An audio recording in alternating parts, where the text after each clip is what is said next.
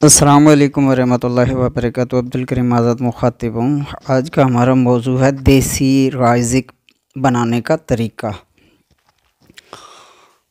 3 अज्ज़ा हैं इसमें। तो ये मिश्री है, कोज़ा मिश्री, ये लेनी है 50 ग्राम। और ये है मीठा सोडा लेना है 10 ग्राम। और ये सत पुदीना पेपरमेंट कहलाता है, जो सत पुदीना है, ये लेना है 1 ग्राम। सबसे पहले मिश्री को बारीक पीस लेना है।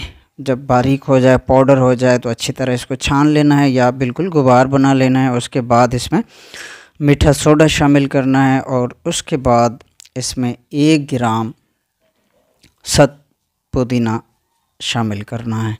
अच्छी तरह खरल करके इसको एयर टाइट बोतल में या किसी भी ऐसे बर्तन में जिसका ढक्कन मज़बूत होता हो, उसमें डालकर इसको रख दें। ये आपकी देसी राइज़िक तैयार है।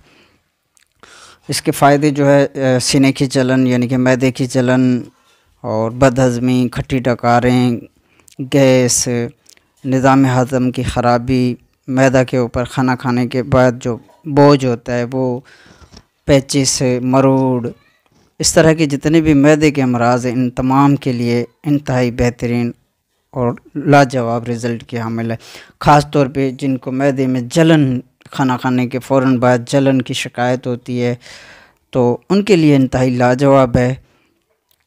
हस्ब ज़रूरत इसमें आधा ग्राम 1 ग्राम पानी में डालकर, आधा कप या 1 कप या आधा गिलास पानी में डालकर तो इस्तेमाल किया जाए। फ़ौरन जैसे ही हलक से पानी नीचे उतरेगा तो फ़ौरन रिज़ल्ट आएगा। सीने की जलन, पेट दर्द, पेचिस, मरोड़ या इस तरह की जितनी भी अमराज़ हैं मैदे के, ख़ास तौर पे निज़ाम हज़म के, तो वो इंशाअल्लाह अज़्ज़ व जल फ़ौरन आराम आ जाएगा। भूख की कमी, जिनको भूख ना लगती हो या खाना खाने के बाद मैदा के ऊपर बोझ, चिड़चिड़ापन, गैस, बदहज़मी, खट्टी डकारें या सफ़र के दौरान उल्टी, कै वगैरह, मतली, उबकाई वगैरह, ऐसे जितने भी मसाइल हैं वो तमाम मसाइल इससे हल हो जाते हैं। तो इसीलिए हम इसको देसी राइज़िक कहते हैं। आपकी दुआओं का तालिब, अब्दुल करीम आज़ाद।